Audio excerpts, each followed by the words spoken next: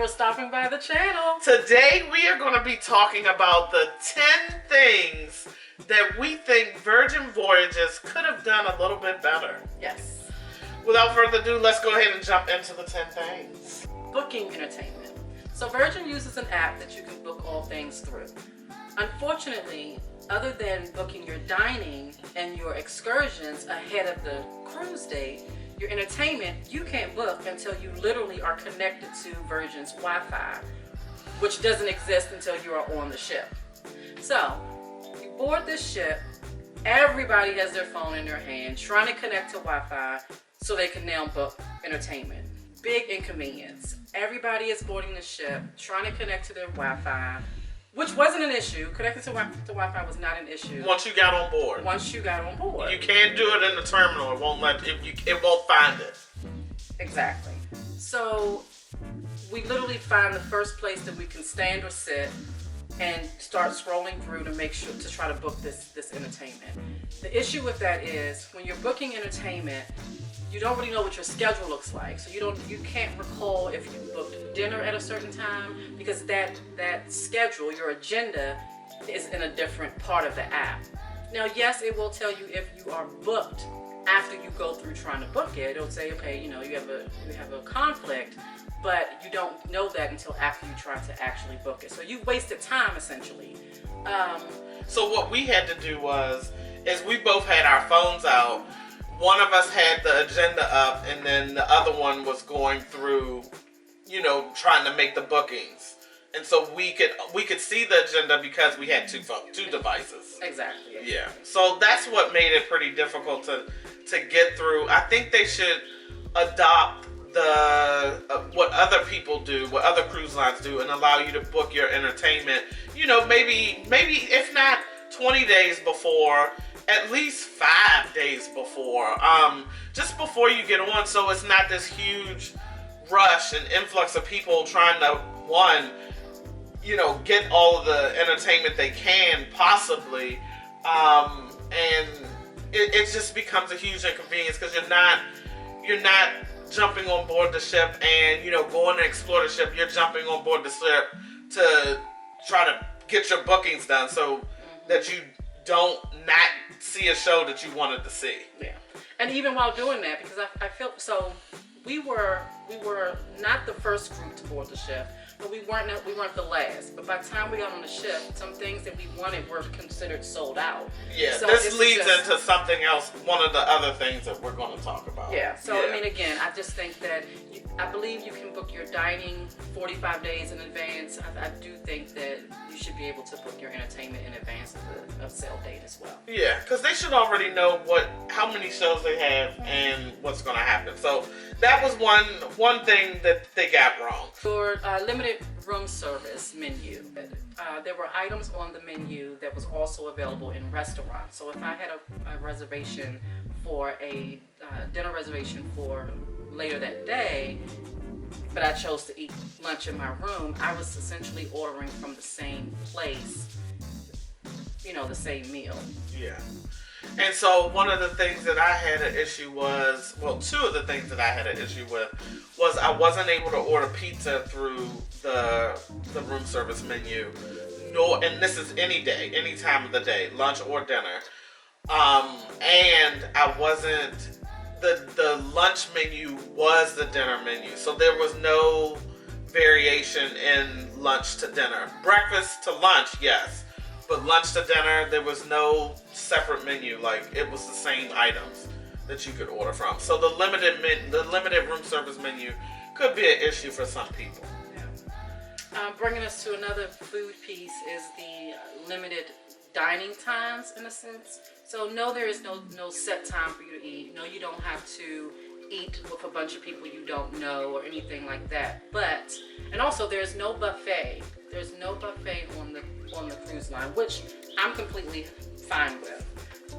But they have what's called the galley, and within the galley there were different kind of stations set up that offered different food. Well, those different stations had different hours to eat. So oftentimes when we wanted to just grab a bite to eat, short of their grab and go stations, the places were closed, and there may not have been anything else open that was available for you to eat at the same time. So that was a disappointment. Yeah, it was a little weird. It was odd because we would go up there, we're like, oh yeah, all excited to go up there and try something up there, and then when we got up there, it was just closed. Yeah. Closed. Everything but, what is that one thing? I forget what it was called. It was like one place, Diner Dash. Oh, Diner Dash. Diner, yeah. So that would be open, but I mean, you don't want to eat there every night, you know, so that was an issue. Yep. And then, again, speaking of the galley, ordering food through the galley. So the way that the galley works is, again, it's not buffet. So you sit down at a table of your choice. There's a QR code to scan the menu.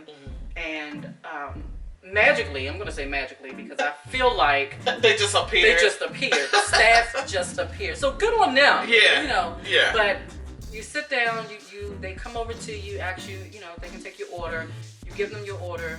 Food generally came at a decent pace. I mean, it just depends on the crowd. But at one point, we didn't get food. That is true. So, you know, we kind of had to track down, you know, the magical appearance again from the server and say, hey, we didn't even receive some of our food. Like, I got all of my food and she didn't get her food. Yeah. So, and not to mention, because she's vegetarian, they actually put bacon with her veggie sausage and some potatoes on a plate. So we had to send it back.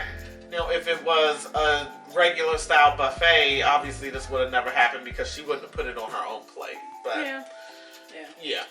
But I do like the concept. I do like the concept of them just coming up to you and ordering it. And food is just not open and for everybody to pick through. So. I do agree with that. I think it's just maybe more people or more attention to detail. Yeah, definitely. Yeah.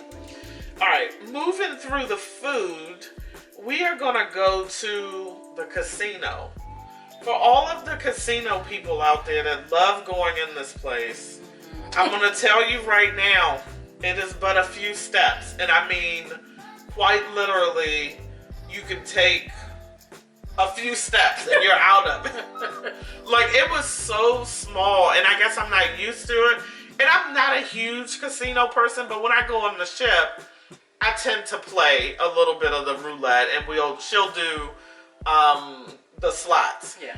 But they only had 2 roulette tables, and I don't know if it just felt small, or if it looked small, or the tables looked smaller. Definitely. So and I don't know if there's like a standard size for these things or what, but it was definitely smaller. I didn't even get to play because every time I went to the table, it was full. Yeah.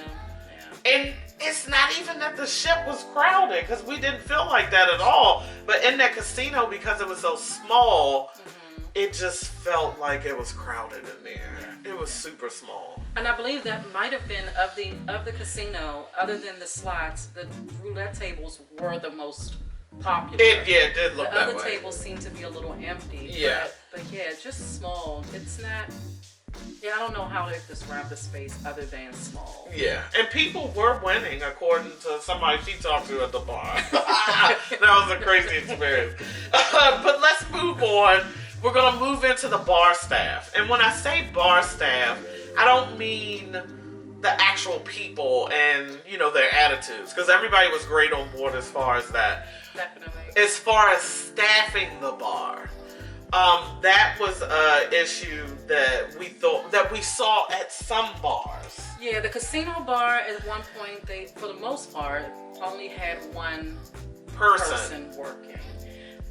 And that was difficult because, you didn't really have people just sitting at the bar ordering drinks. We were, but for the most part, there was a runner, and she was spouting off orders. She would come through and just spout them off to the bartender, and he would repeat them, and she would say, "Do you have that?" And he's like, "Yes," and you know, and he's trying to get everybody's orders who's walking up to the bar. people sitting at the bar, which is us. It was a busy bar, and it was just one person for the most part. Yes, we were sitting there long enough to see a second person come on shift, and things seemed to have gotten better. But there was very few bars that had more than one person there. Yeah. Very few bars that have more than one. So just bar staff, and they need to kind of check that. In certain areas where they know it's going to be busy, they should probably have two or more people at the bars. Let's get to probably the number one complaint that I had on the ship, which was the layout of the ship. Not necessarily the like where things were situated, just how everything kind of stops, and you don't know it's going to stop until you see that it stops. So you would go into a restaurant and boom, it's like a dead end. You think that you can walk through, but no, you have to go out, go on the other side of the ship, then walk down, then walk over to get to where you wanted to go. So a lot of people said that it kind of dead ended. I don't know if that's the right word. I was been going through whether or not to say dead ended, but I guess that's the only word that I can think of that actually kind of tells the story of what happens. Am I right? I do agree. I don't think that there should be an opportunity for you to walk through a restaurant and get somewhere else. But what I think where I think the difference lies is when you're walking down a hall and you pass a bar and you approach an entrance that will get you to the stairwell, that you think there's just nothing there. So it's just dead space. It's dead space. Dead space. Not necessarily a dead end. Dead I don't space. know. I think I like dead space better. That's fine. I'm fine with that. Yeah. Yeah, so watch out for that if you do go on. The one thing that I found that was convenient was the app on the phone has a map of the ship for all of the decks that you're going to be on. So keep that handy and you'll be good to go. It'll take you, I think it took me like maybe 2 days to say, okay, this is where we need to be. And this is just us talking about the entertainment floors. We're not talking about the floors, the cabin floors. Yeah, no. Yeah, we're just speaking of the entertainment floors. Yes. With the theaters, the restaurants, etc. Right. All right. So moving on from the ship, we're going to go above deck into the pool level. Everybody. Deck 15. Yeah, deck 15. Everybody, I think if you've been watching a lot of reviews, they're probably going to talk about the pool. This was a total miss on Virgin's design of the ship, and it was a complete miss. I would say it literally is a square. Like I was like, and looking at the videos, I was like, okay, yeah, these people are kind of exaggerating, But once you get there, you're like not exaggerating. It's literally a square, and that's it. I thought like you can't even swim a lap in there. Oh yeah, no, it's not a lap pool. It's not a lap pool at all. I thought the pool area or the pool itself was cute. Oh, it's cute. I'm not a swimmer, and if I get in a pool, I would prefer to be in 4 feet or less. So because she is almost 4 feet or less. So I like that. I like the turn look around, of the don't pool. drown. However, again, it was super small. But small. Again, the ship was not crowded. I agree that the ship is not crowded. The ship was not crowded, so therefore the pool was not crowded. The pool area, yes. But the pool itself did not have a bunch of people in there unable to move around because of the size of the pool. Again, I just think that if they're going to have that size pool, it should have been multiple pools. Yes, I agree with that. Yeah. I agree with that. So just look into that, Virgin, for your next ship. Okay, so moving on from the small pool that they had, we want to jump into how limited the entertainment shows were. And not necessarily the amount of shows as far as like, different shows, but the offerings. The offerings. Of the shows. Yeah. So that was a big thing because if something was being shown or No, go ahead. I'm sorry. if something was being shown or you had to decide. You had to pick and choose. So either I'm going to sacrifice and not go see this show that looks pretty good and I might be interested to go see this other show because there's no alternate time or day that this show will be shown. Yeah. That makes sense. Yeah, just again, limited offerings of a show. In some cases, one show was only one time. Right. In some cases, they were maybe twice. And when we say twice, or when I say twice, I don't mean twice a day. I mean, you might have been able to catch it Monday, and if you missed it, you could have catched it Wednesday, but that was it for the duration of your cruise. Right. And maybe that's because we were on a shorter cruise. Could we don't know. Could be.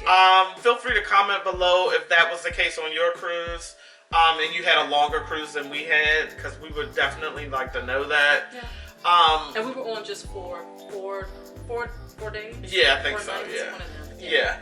So that was a problem for us, because we actually wanted to experience everything that we could, but we just couldn't because it was like being double booked. Yeah. So if Virgin could fix that, that would be great. Thank you. Yeah. Moving on from the entertainment, this is one that you're probably going to be shocked by. At least we were. There was no hand soap in the bathroom. No, thankfully we bought our own. In our room bathroom. In the room Not the bathroom. public restrooms, but in our room, yes. There was no hand soap, so we thought it was an error the first night. But then when we came, the room was clean the next day, and then we came back and there was still nothing. Yeah. We were like, oh. Yeah. This is odd. So we thought about it because it really just we was really pondering over this. We never thought to ask for soap because we knew we had soap. However, our room steward did not know we had hand soap. Simply because we did not pull it out because when we travel, we bring things like that, and we also arrive a day early before cruising just because various things can happen. So we have things like that just in case. But it was just odd. Again, it was never put into the bathroom. And again, we did not ask. But whether it was an oversight or whether that's just something they don't do, we don't know. Yeah. So Easter egg. If you have been on a Virgin cruise and you actually have hand soap in your bathroom, comment below and let us know, so we know that it was an oversight on the room steward's part versus us just thinking that Virgin is like no hand soap. We'll give you body soap, body wash. Yeah, and I was gonna say this. The shower was stocked, fully with stocked body wash, shampoo, conditioner, right? Yeah, but no hand soap at the sink. No hand soap. No bar. Nothing. We were so shocked. All right. That does it for the 10 things that we think that Virgin Voyages could have did better at. Yeah. Feel free to comment below. Let us know if you've actually gone on a Virgin cruise and you've experienced these 10 things. And if you have, let us know which ones made your list. Let us know which ones didn't make our list that made your list. And we all have different experiences. Yeah, we all have different experiences. Before we go, don't forget, like and subscribe to our channel.